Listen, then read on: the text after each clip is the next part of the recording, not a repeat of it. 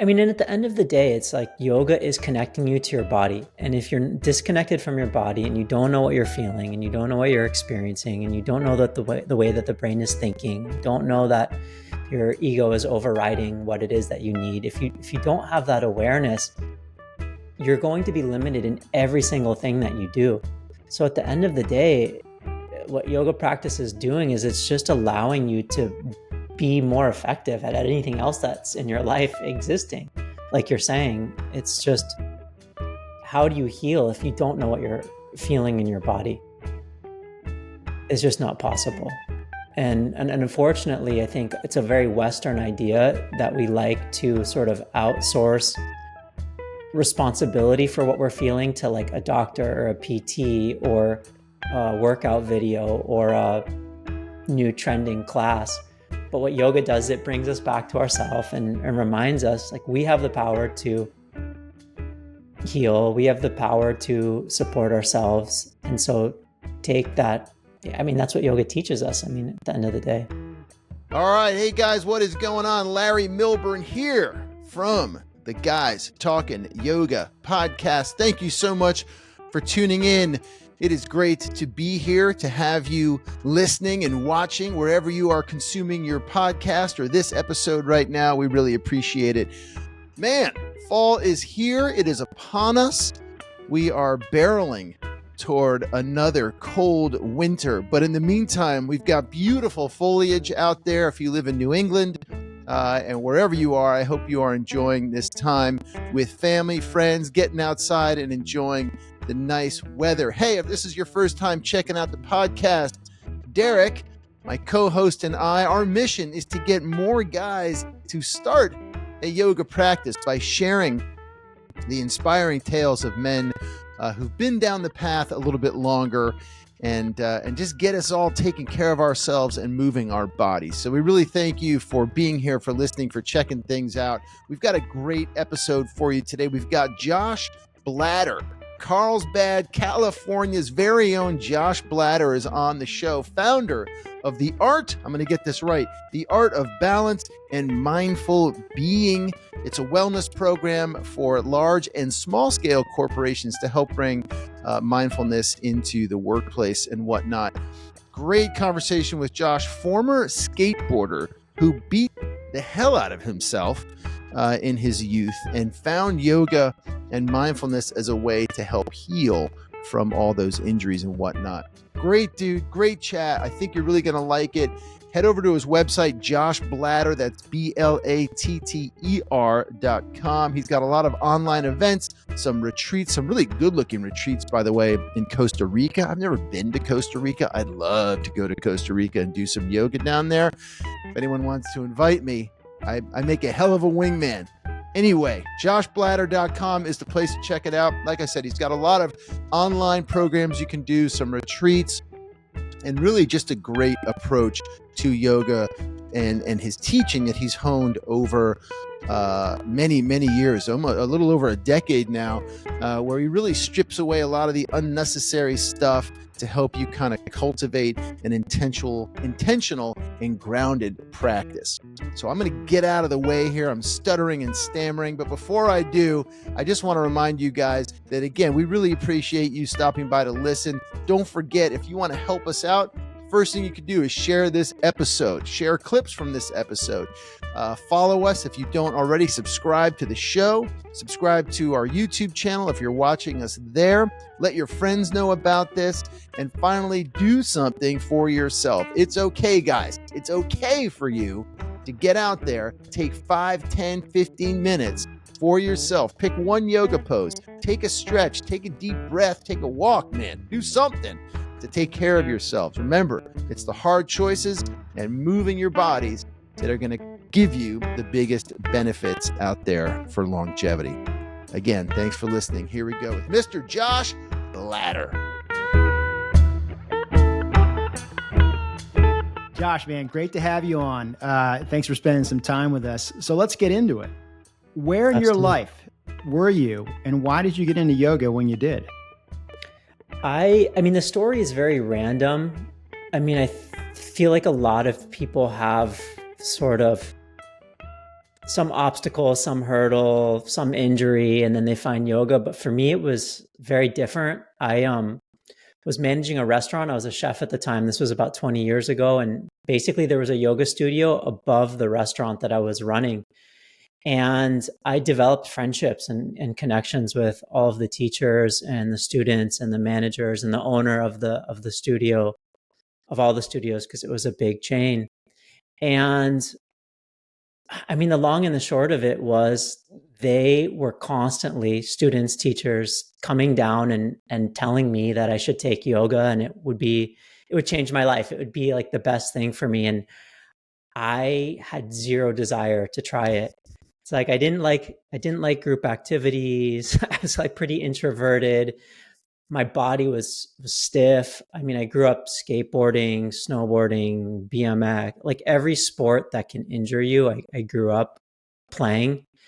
And I just had this I had this like aversion to it. I didn't know anything about it. And I had this huge aversion to it, which is kind of ridiculous, I guess, saying it out loud now where I'm at in my life. But I remember one time there was a woman that came down and she said, she didn't ask me to go up. It was a teacher. She didn't ask me to go practice or try yoga out. And she said, like, it was something to the effect of like, yeah, you'll go when you're ready. And if you're not ready, you won't go. It was something like that. And for whatever reason, that sparked something in me that was like, okay, there's no pressure. Like, let me try it. And I remember trying it. And one of the first things that I realized was how disconnected I was from my body. I realized that, I mean, and you probably had these experiences and maybe have like seen it at studios where the teacher says to do something and your body does something completely different. I remember it was like one of those moments where it was Warrior 2, I remember. And it was like on the first side of it. And the teacher said like, bend your right knee, and my left knee, like my back leg bent. And it blew my mind that I had no idea how to control my body in this situation, in this scenario. And I didn't want to look like an idiot. So I kept coming back to try and figure things out, like really figure out the way that my body worked. And I really liked the practice itself. It for sure made me feel better physically. I mean, my body was stiff, and working in a kitchen doesn't help either because you're standing all day long. But there were some teachers that I had found early on, and they were all also male teachers. I've always been very drawn to male teachers. And this one teacher in particular, his name was Josh as well. He was able to teach yoga philosophy embedded in the class in a way that felt so relatable. It felt like he was speaking a language that I understood. And typically I find that the over philosophical, woo-woo sort of esoteric ideas, like that doesn't resonate with me. I'm like a very practical person.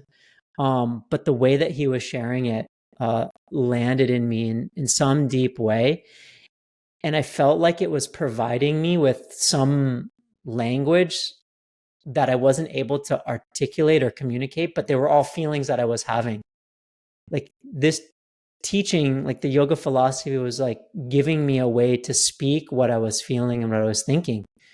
And I don't know where that was in me at the time. I mean, I think that, growing up, my mom was a therapist. So I sort of always shied away from conversations about how I was feeling and thinking, and for whatever reason, resistance.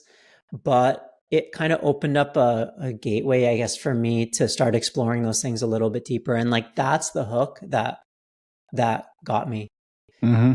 And so from that time, I just went deep into the practice, definitely the physical piece, but like that was never something super exciting to me.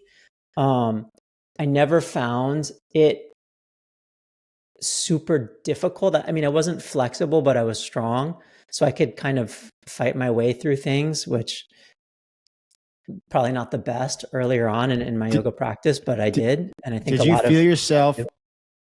feel yourself getting stronger? I mean, even though you weren't necessarily so connected to the physical practice, and even though you're kind of strong from skateboarding and other things you did you actually feel yourself body getting stronger as you did the It was asanas? like stronger in different ways. Yeah, like you get like strong in different ways. Like right now, I've been where my practice has largely shifted is into like rock climbing and bouldering.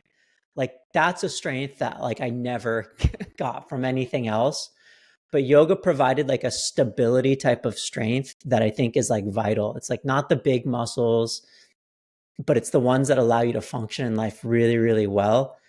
And that's what I think that I noticed. It brought things into balance that were imbalanced. So in terms of functional strength, yeah, absolutely. Did you continue to work in the kitchen or be a chef while you were practicing for a while? Yeah, yeah. Oh, for sure.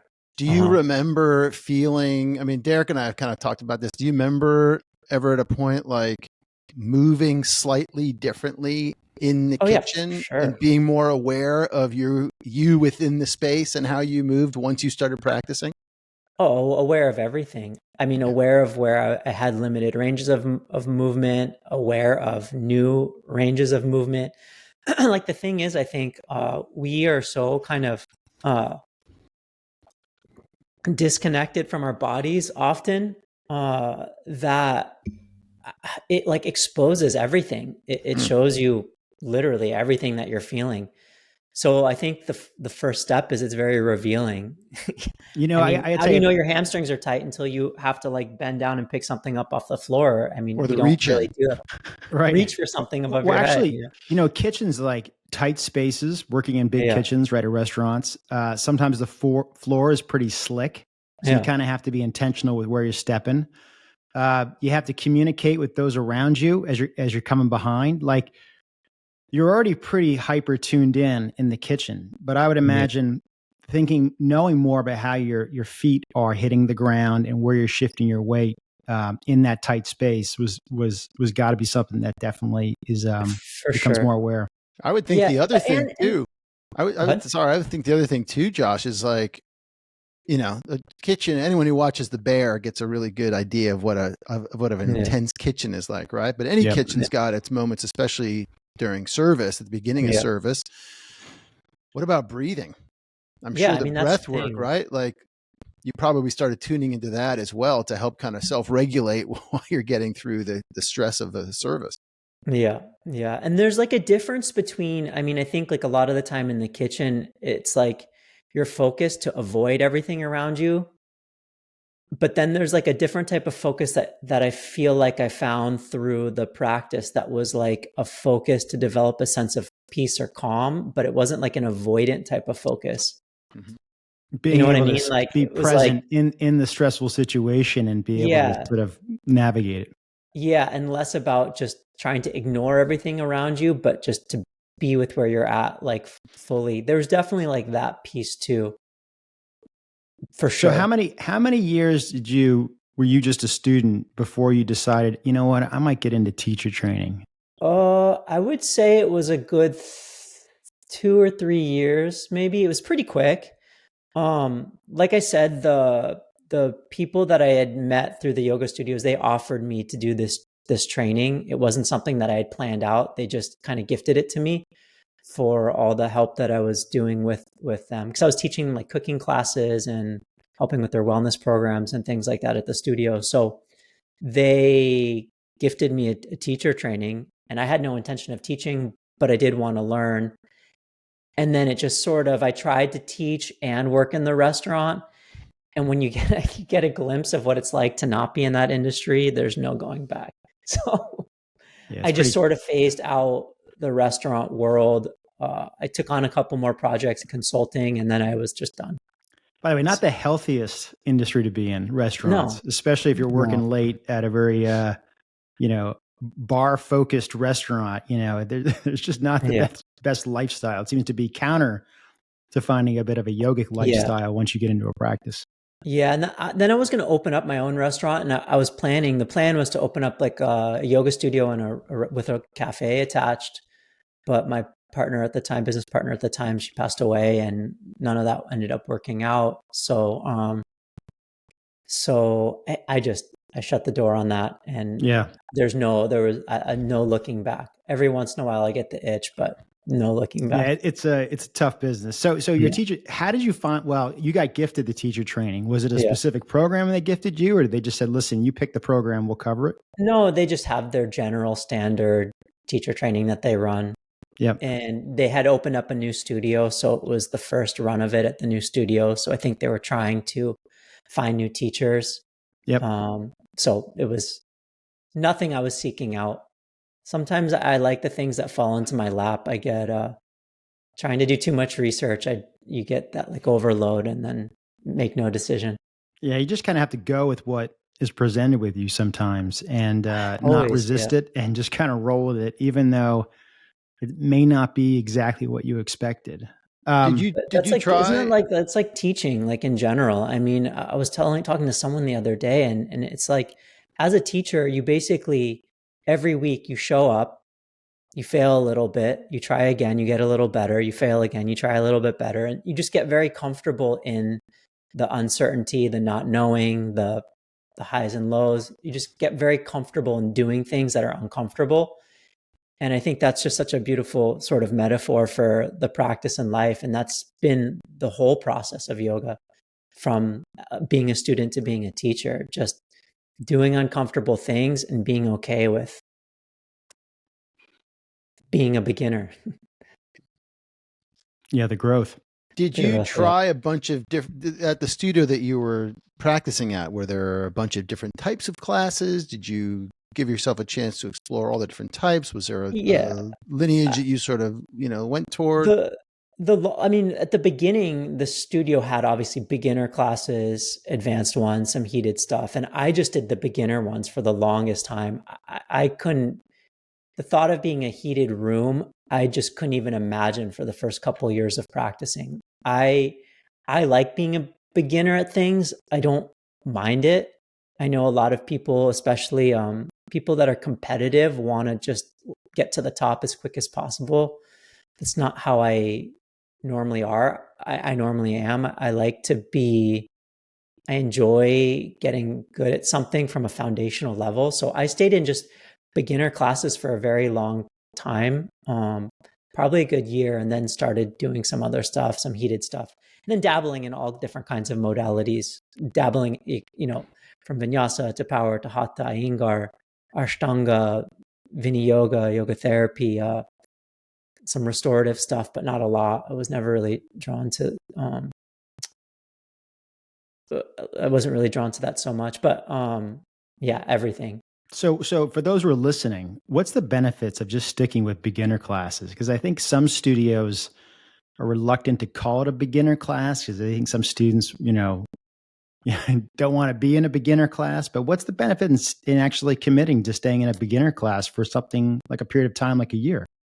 I think that there's some foundational stuff there that gets lost when it becomes overcomplicated, because when you're taking classes that are complex, teachers aren't necessarily in the mindset to remind you of the basics. Unfortunately, I mean, really good teachers are constantly coming back to the foundations of it.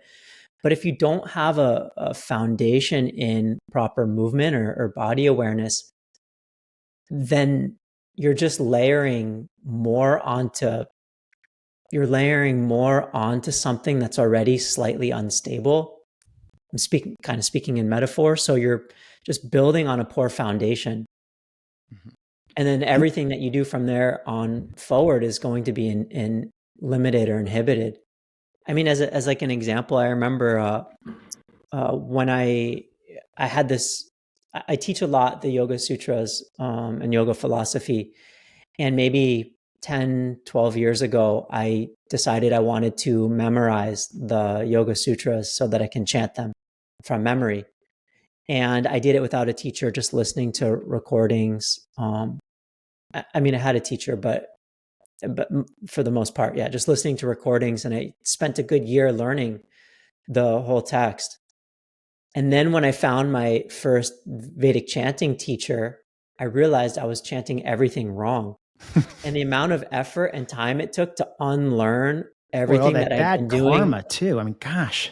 It was so much effort and energy to learn it incorrectly, and then unlearning it is twice as hard because you've already developed like You've samskaras that are your deep brain's seated. already wired into to doing it. Yeah. So that's what I see a lot of times in yoga when people try to progress too quickly, is that Yes. they don't have the right samskaras set for simple things like breathing or body position, or understanding how their hips should be aligned so that they're not creating kind of bone on bone friction, things like this. Yeah. So, Larry and I talk all the time about um, just how few yoga studios really seem to have a class that's very welcoming for guys who are new to the practice and don't have any familiarity with yoga, their body, how they move. Mm-hmm.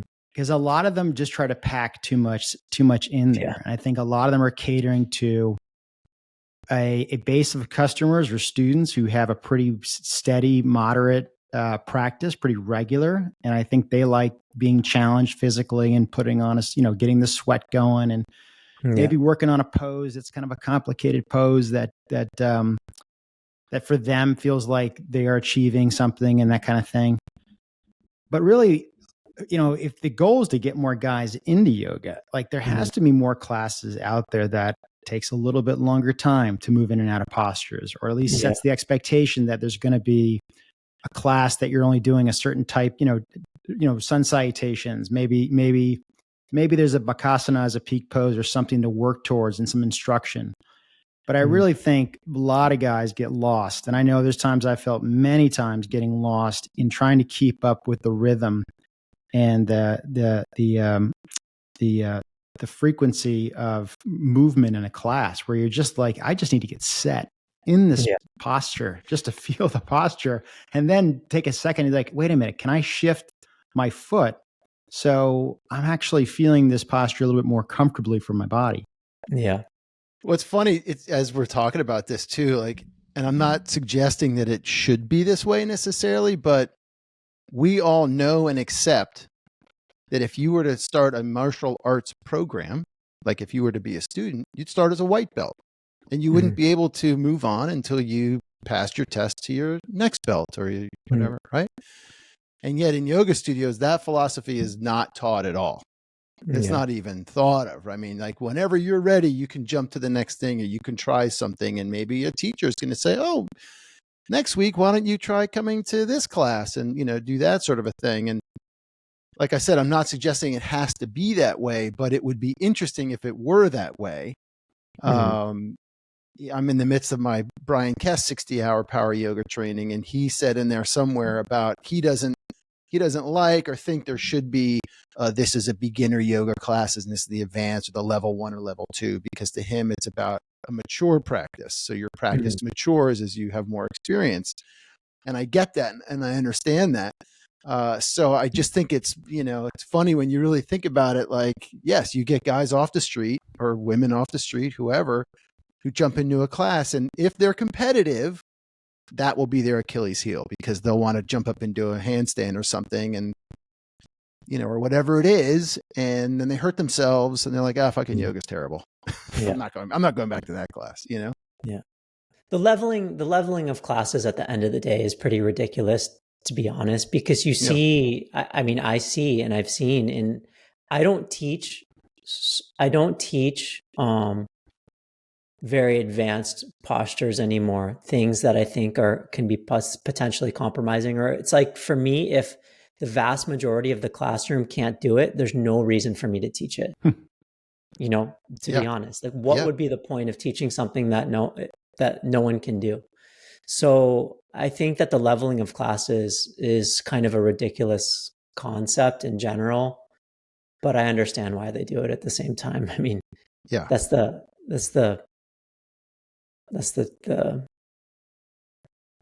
tricky part about it. So Josh, how is your practice in your own practice and also your teaching methodology evolved over the last 15 years? I know you now have sort of your own integrated blended practice, art of balance and mindful being. Tell us a little bit about how you got there and what that means to you, and why it might be good for a guy new to yoga and coming into this at midlife. Yeah, I mean, my approach has changed and shifted over the past whatever 15 years of teaching a lot. And I'd say at the very beginning, it was very, I taught strong asana, lots of postures, um, in heated rooms, tried to make it difficult.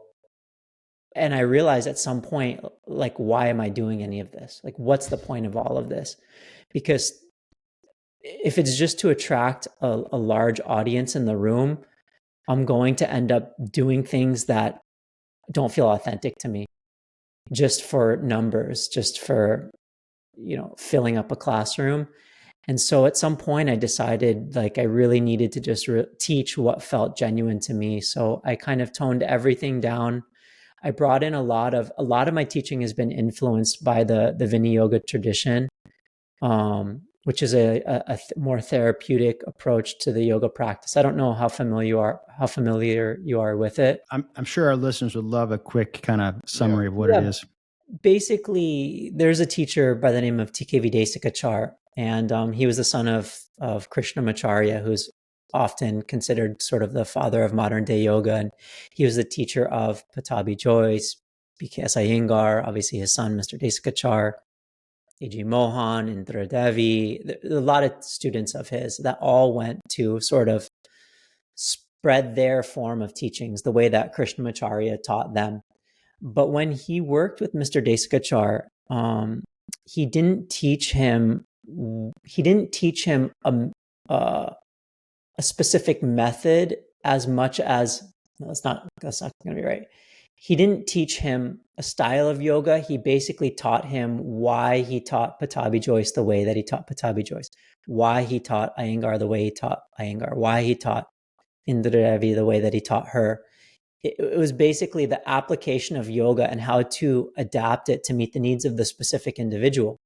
So it wasn't a method that was sort of a one size fits all formula. It was very adaptive. And where what Vinaya yoga sort of turned into, basically, or not what it turned into, but what it is it's largely about personal practice. And there's some other kind of key differences. It's less alignment focused. It's very breath centric.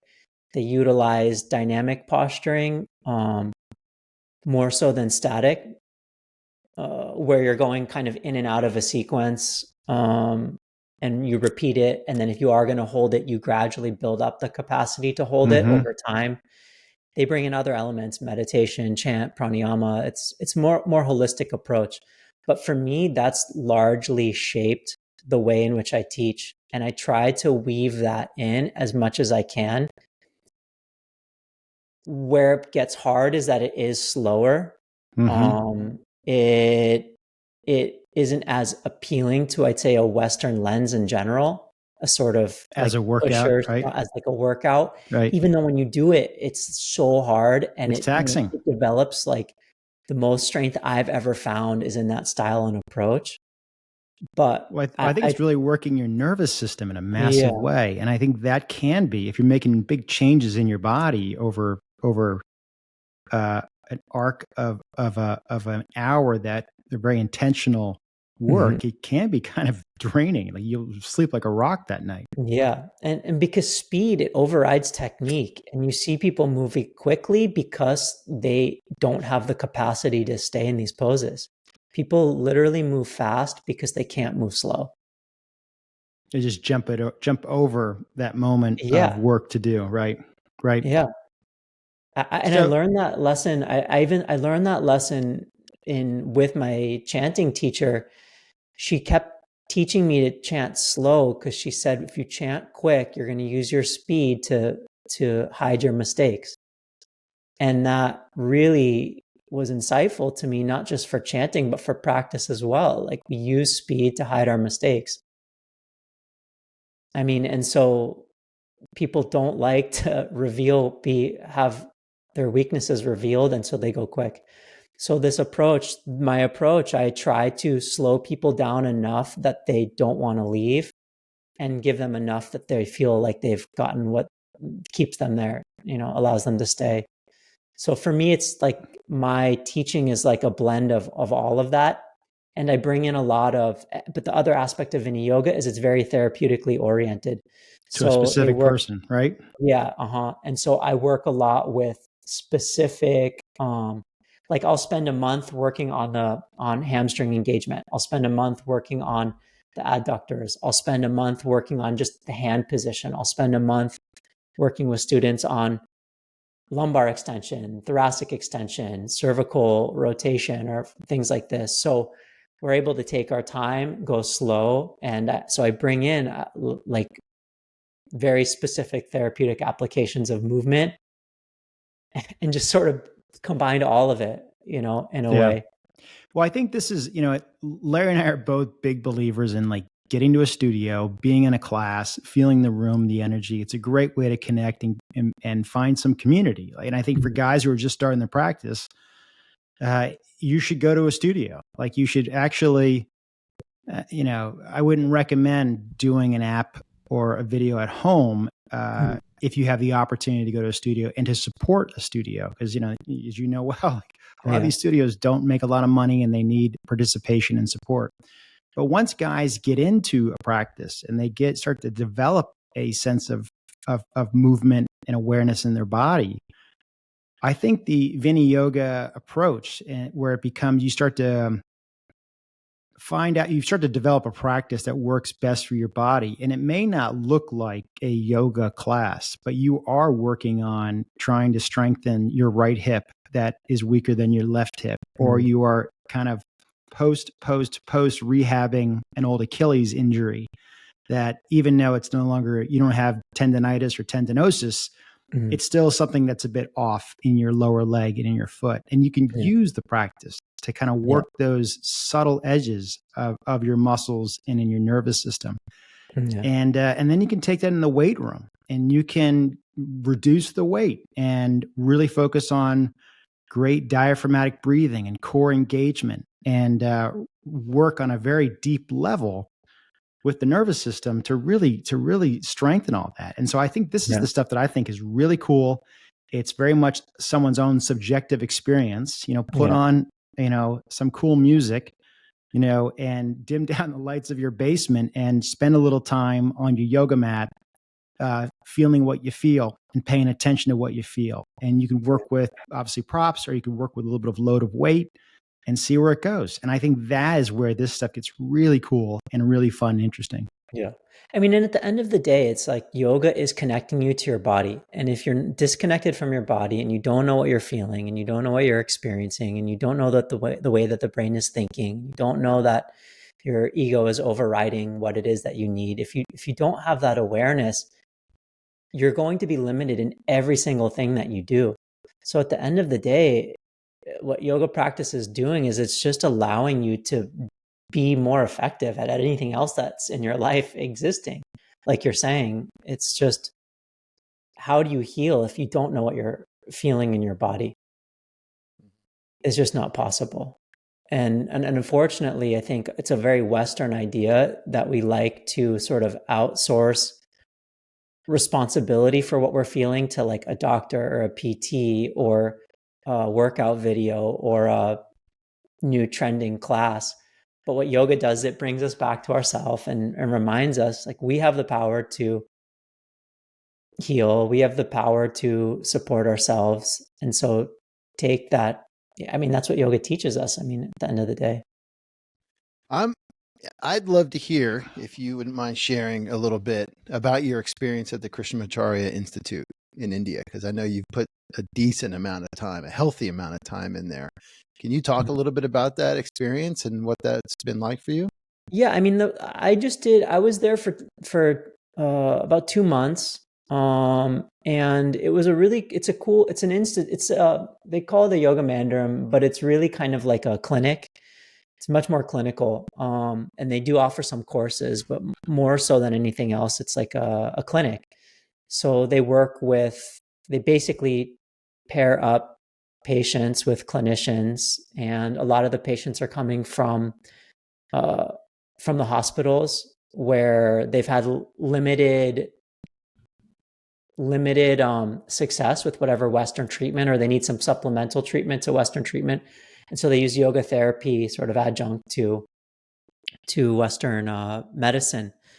But the time that I spent there, I just basically did a course that looked at all aspects. It was called the Heart of Yoga, and it looked at all the different aspects of the yoga tradition.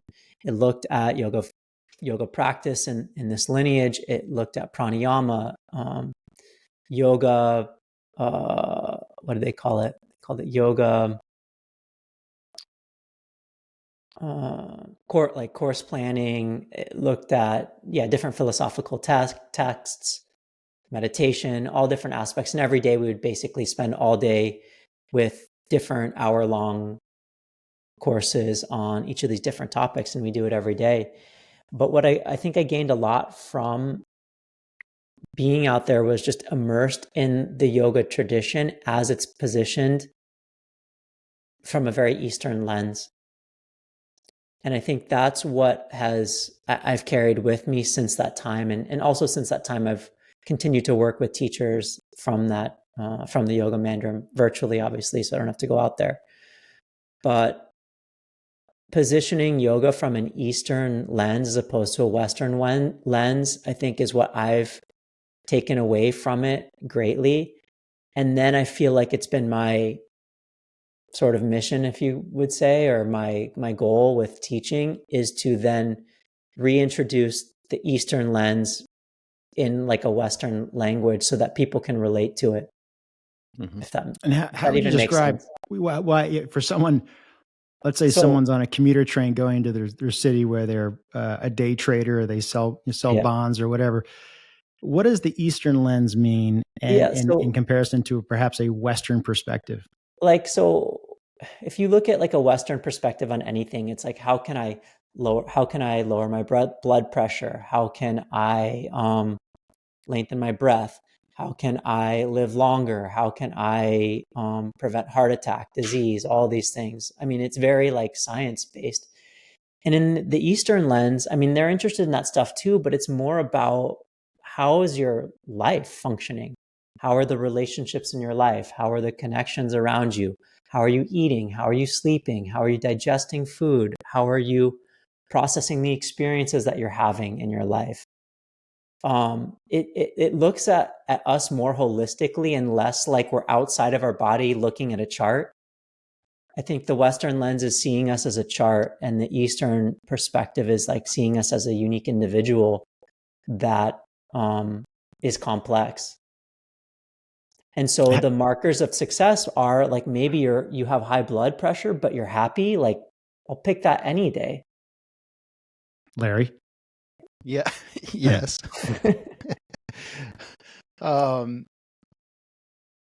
Yeah, I don't know. Are you saying I have high blood pressure? No way.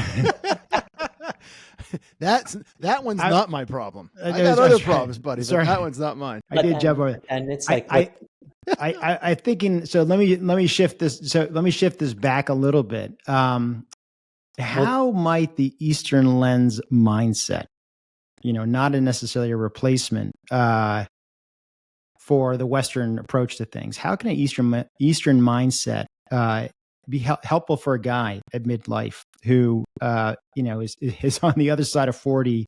Yeah. And things are changing quite a bit and changing quite fast. A lot of it in their control, a lot of it not in their control.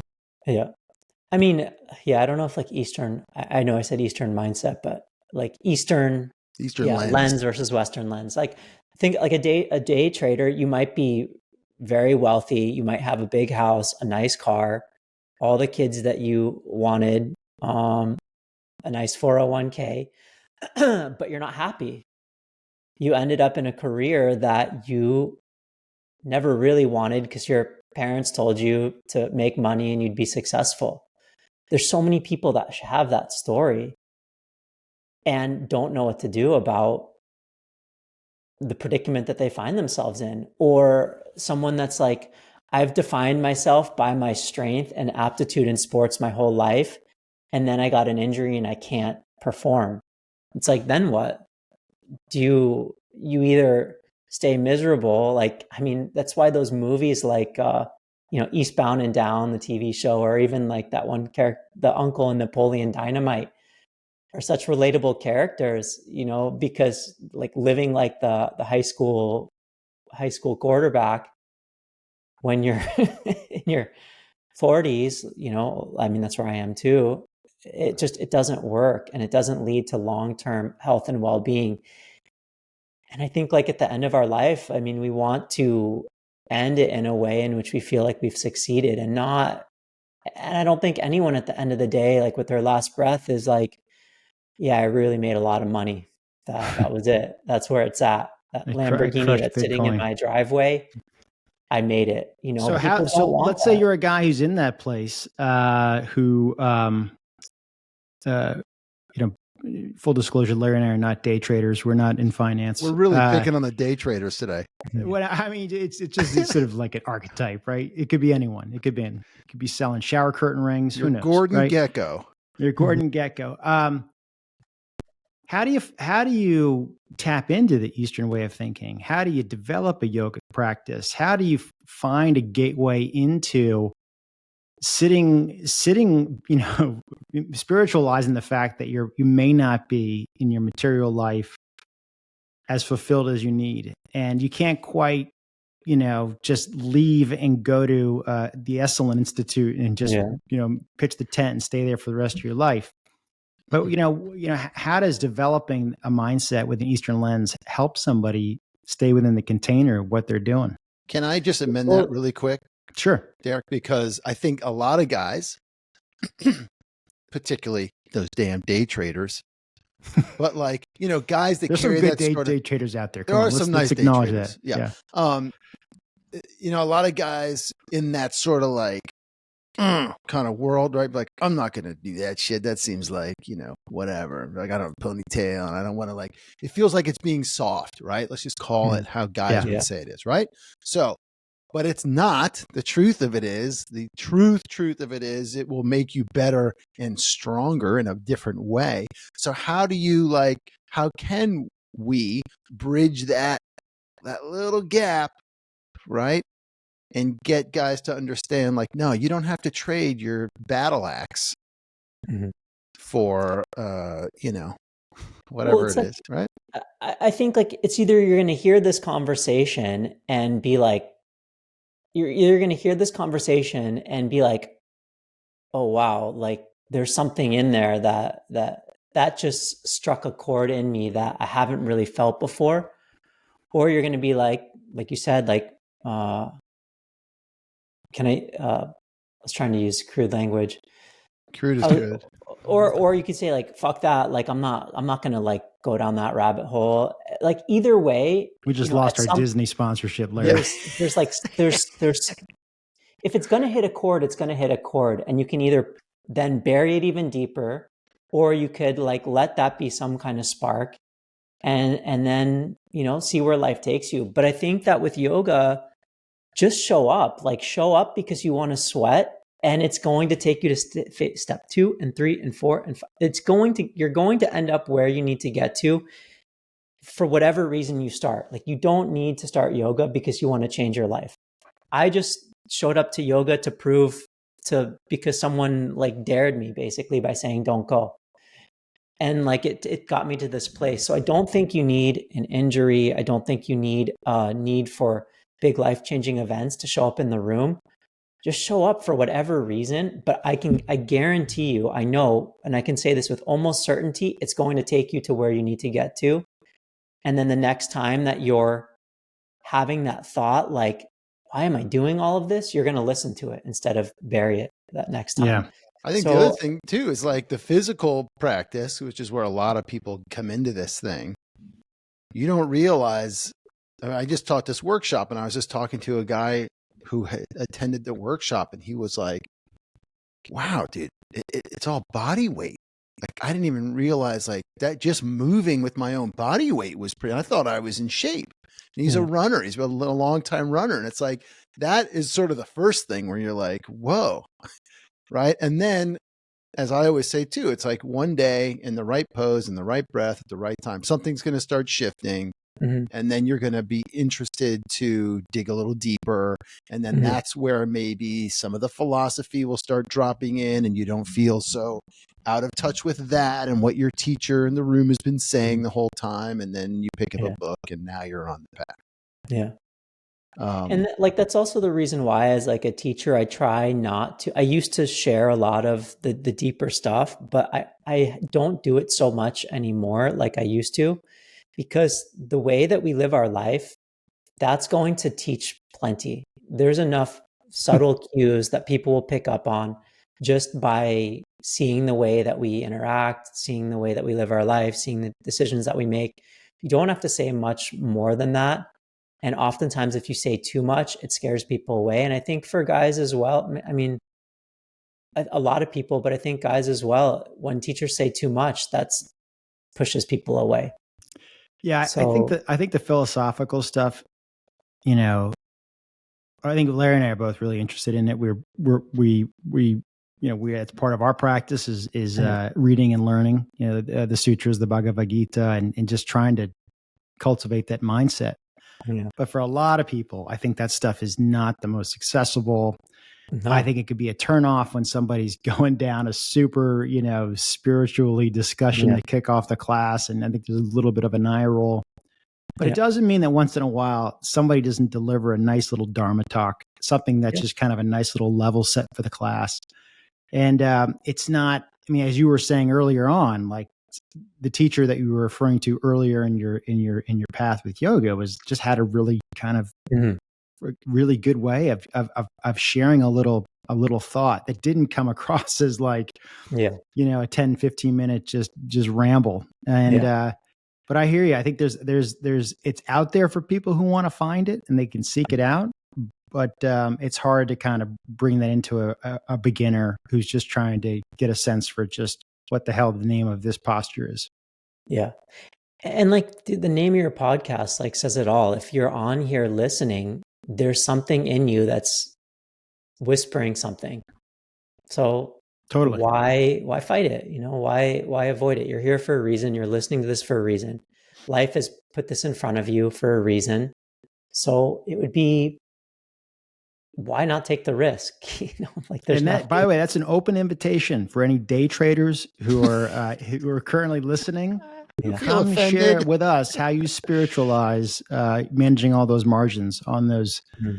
on those trades. Josh, just curious. I know you're in California. It's a little bit Yeah. more of a world that's more open to yoga and that kind of thing. At least from most people's perceptions. Yeah. How have you seen the level of participation of men in yoga in the 15 years that you've been involved in this space? And yeah, I would just tackle that first, and then I'll have a question specifically about guys adopting a practice.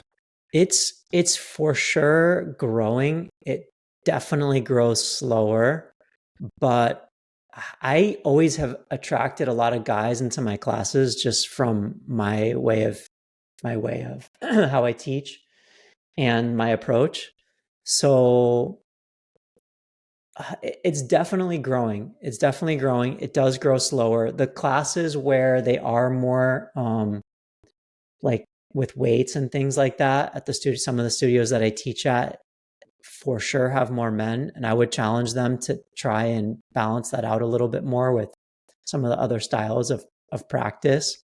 Um, but it grows and it's maturing. I think I see a level of maturity in the male practitioners that's elevated, especially in the studios, and I think that says a lot in the way that they practice, the way that they move. I see guys nowadays way less competitive than they used to be, more comfortable in their own skin in the studio. Those are the big things that I've noticed and seen shifting. It felt more competitive a longer time ago, 10 years Mm, ago. mm. And it doesn't feel that way When anymore. power yoga was kind of a big thing, like that Yeah. kind of stuff. Yeah. So as we kind of look to close in a few minutes here, what would be what would you what would be the reasons for why you recommend guys get into yoga? And I would say our focus for our podcast is really guys kind of in the 50 and up range who I think haven't had the opportunities to be introduced to yoga like some younger guys are now these days. Yeah. But what would be your recommendations and advice to guys who either have never started a practice or have started a practice or explored it or on the early stages of their practice? I would say, I think there's like two parts. Like I'd say in more general terms, starting a practice now, first off, it's never too late. You're not too unflexible. You're not too unmobile. This practice, there's a way to do it no matter where you're starting from.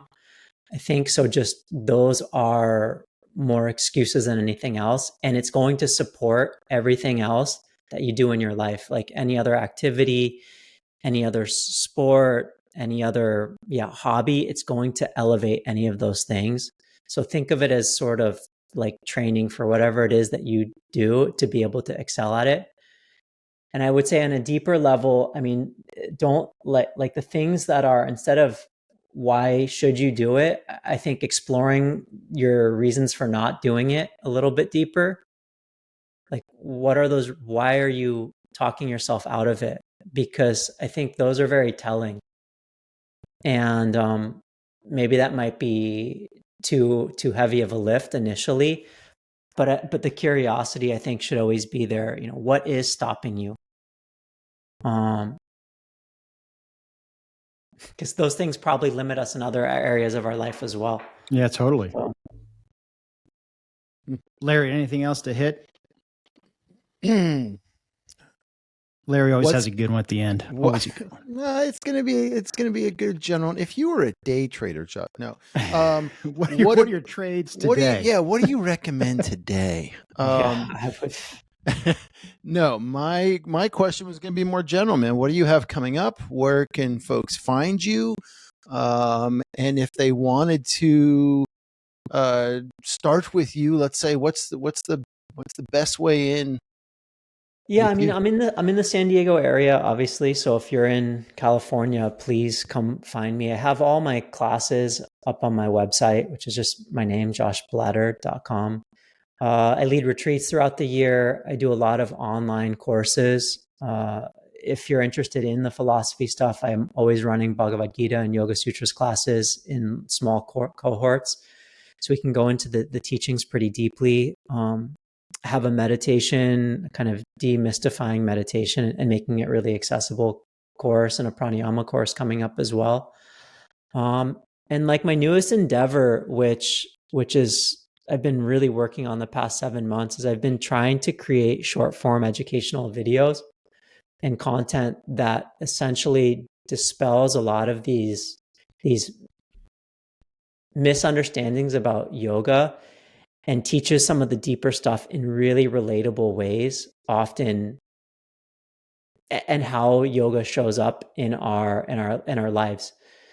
It's hard to explain kind of how they are, but they're sort of short form documentary style videos, and I have all of that. It's slowly releasing those on YouTube, and you can find me there as well. And I think for me, that's a really great way to continue to spread the teachings to new audiences and people that might be a little bit skeptical of yoga.